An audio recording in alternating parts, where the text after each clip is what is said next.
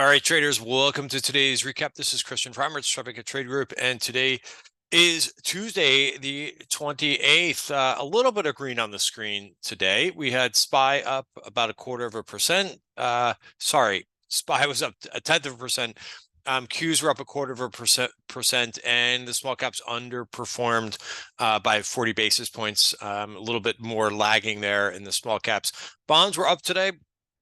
They shook off that third big bond auction of the week. That's something that the last couple times that we've had 3 bond auctions in a week, and I'm referring to the longer duration bonds, so at least 2 years, 5 years, 7, which is what we got this week. But previously we've gotten, like, I think the 5, the 10 and the 20 or something like that. And that last bond auction causes some issues. So there's a little bit of that today around 1 o'clock today, but overall didn't really derail the move there in bonds. Still up for the day, but really where the big moves were today in not so much, those regular indices, but more in the gold miners, silver. Those all did pretty well today. And then you had some nice moves in things like the retail group. So also, which I want to kind of cover in this video, a lot of it feels like possibly I don't want to say the last leg up in this move, but it feels like we're starting to see some big short squeezes, which has historically, when I say historically, just over the last year or so, when the market is moving up, it seems like the names that really go the last, like the big names with high short interest, it kind of marks that point where the rally is getting quite mature. So I don't know that for a fact. I think I've got some levels for you to watch. So when we look at the S&P chart, you can see that we're kind of pausing, or we've kind of been pausing here for the last week. Remember, we've had 4 weeks where we've been very strong, and we've had gains both in the S&P and in the Qs, right? 4 consecutive weeks of gains. And since that's happened, back on 10/31, when price got over that 5-period moving average, price hasn't really looked back. We've stayed above this 5-period moving average, and that's why I have the 5-period moving average on my chart, is because it could really kind of give you a sense when something is changing. And even if you just use that indicator alone, obviously I look at volume at price and some other things are on my charts, but if you just looked at the 5-period moving average, right, and said, hey, I'm going to stay long as price and the indices are above the 5-period moving average, that has lasted about a month. Right. So that's an exceptionally long time for that to happen, but it is what it is. That has happened. When we look at the 1-hour chart, this is just S&P.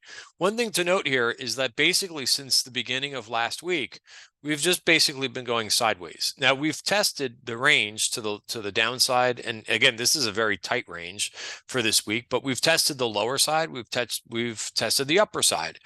Right now, price just doesn't want to move out of this range for now. We could look at the Qs too. So I mentioned I would give you some levels, and these are the same levels that I think I gave you in yesterday's video. But 455.63, it's got to decisively break there. Notice we did that intraday. We had this one candle close above the value area, the next candle decisively down, and just showing that we don't want to go anywhere yet, right? And that's the level to the upside, 455.63. The level to the downside is 453. What about the Qs?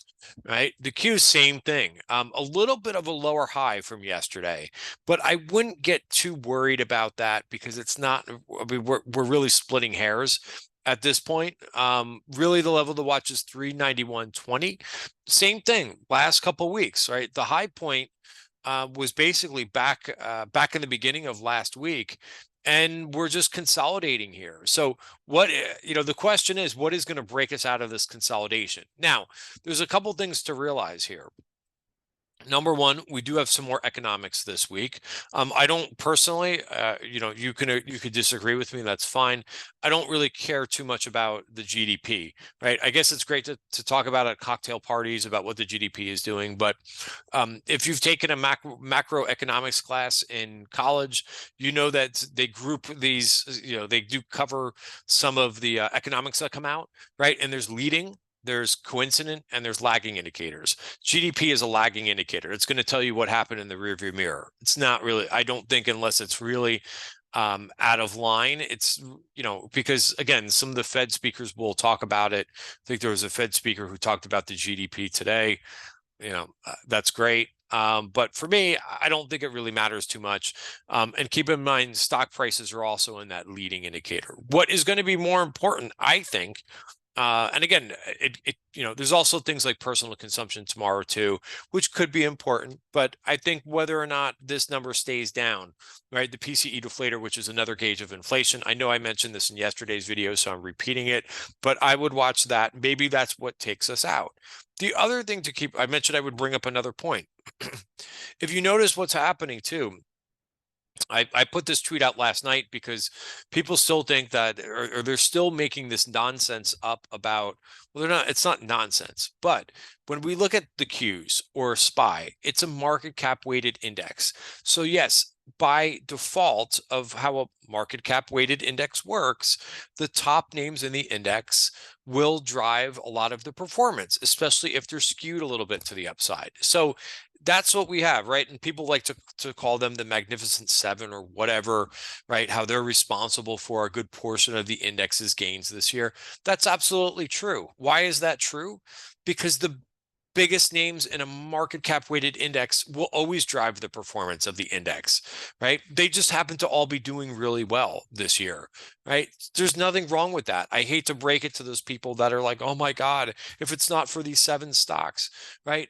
The rest of the stocks are a hodgepodge, right? The names that are lower weights, there's some that have gone down and there's some that have gone up, right? But it's not to say that there's not outperformance outside of those 7 names. For example, right, Royal Caribbean is up 115% year to date.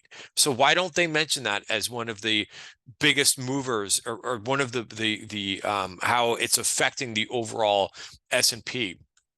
They don't, because Royal Caribbean is less than 1%, is like a 10th percent in the S&P 500. So even though it's up 115%, it can't move the index. Now, it can become a larger weight going forward, but not by leaps and bounds, right? So even though Royal Caribbean is up 115% year to date, one of the best performers in the S&P 500 this year, it is only going to move it by 15 basis points by the S&P.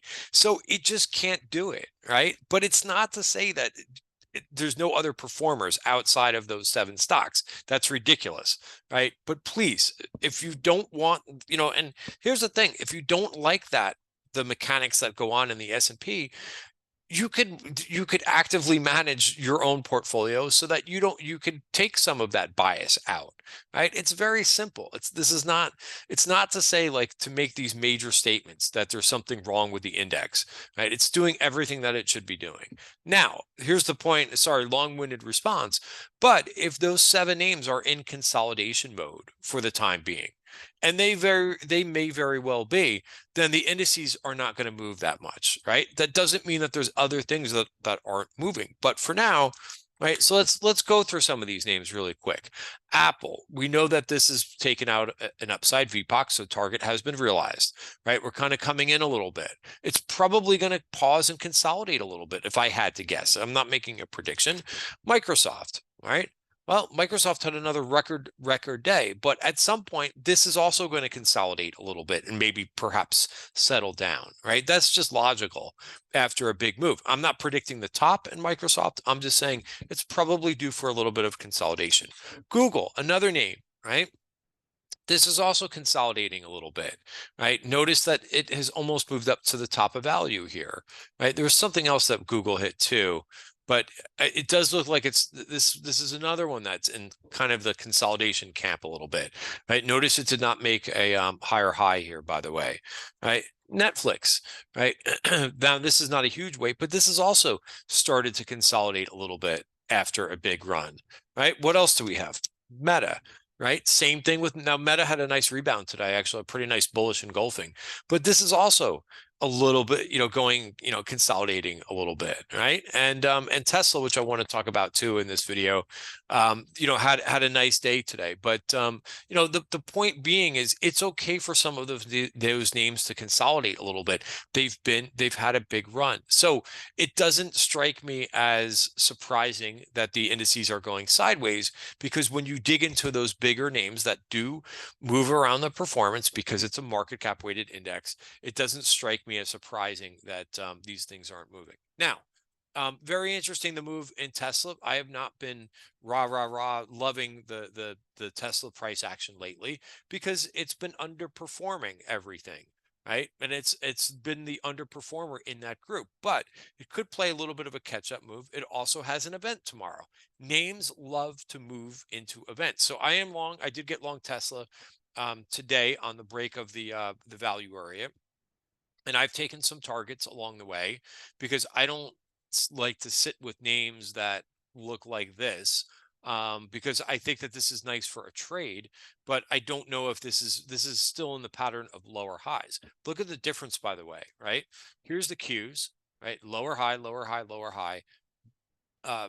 Move up to those previous highs and break out, right? Tesla has not done that, right? And that's called relative underperformance. So I will stay in a trade for a little while, but I think when you have an event like the Cybertruck or whatever, right? Tesla and other names, they love to run into events, and then it's often, this is a saying that you hear me say in a lot of these videos, it's often buy the rumor and sell the news. And I kind of think that that's what's going to be too for the cyber event. Maybe I hold up, the last 10% of the position, but I will not be holding a decent position into their event.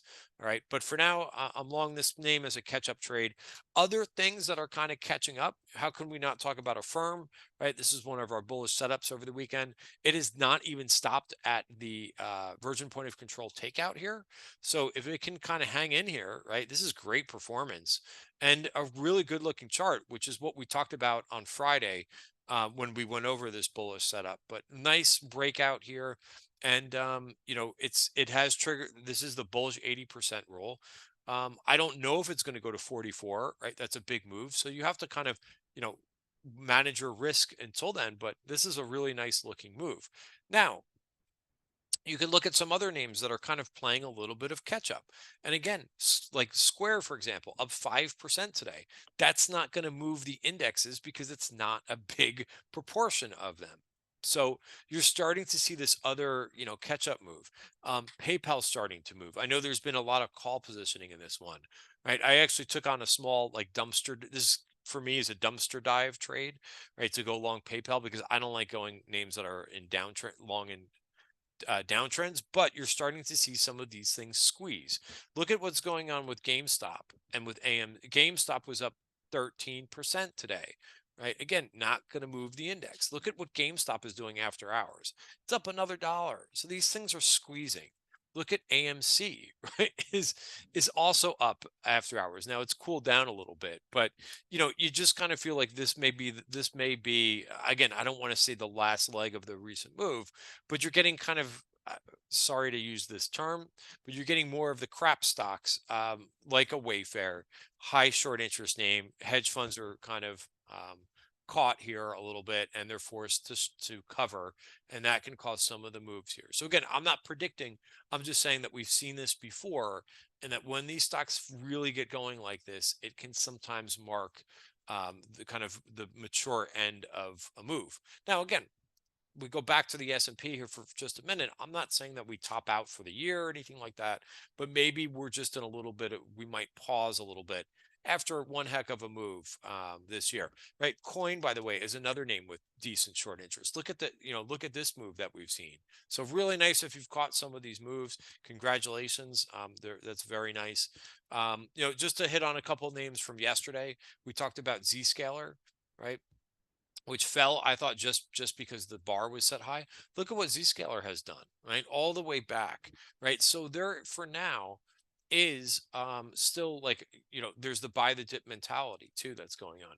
CrowdStrike, not that bad of a reaction. Notice the dip has been bought, after this name has gone up a lot. So, I would say overall, like my kind of end of video thought or end of day thought is, just be mindful of your risk as always with trades. Like I took off a couple trades today that just weren't really doing much. I had a couple home builders on. I took them off just for like risk management purposes, right? And this way, what I said to some of my members at the end of the day was, you want to be, especially after the move that we've had, you want to be to be on your toes in terms of if we do have some type of a little bit of a dip, right? You want to be on offense, not on defense. So it's always important, not just today, but it's always important to go through your open positions, see if they're still working for you. I always talk about famous traders, and Paul Tudor Jones is one of those that comes to mind. One of his sayings, and he's one of the best traders out there. One of his sayings, and there's many of his sayings that I like. One of them is losers don't average losers, right? Another one that I like is in his portfolio, he always assumes that everything that he's holding is wrong, right? He's always worried about his risk. He's a risk manager, right? Not one of these people, who think, oh my God, we're going to the moon in all these stocks, right? So go through, and see if your positions are working for you, or if you're just holding them just because you want to be right. Right. So it's a good exercise to go through. And like I said, if you end up cutting a couple positions, right, you can kind of go after names that might be dipping and um, might provide really good setups on a little bit of a dip, because that's what I'm doing now in some positions too. All right, guys, we'll talk more about that in tomorrow's pre-market session for members. Have a great night, everybody. See you tomorrow.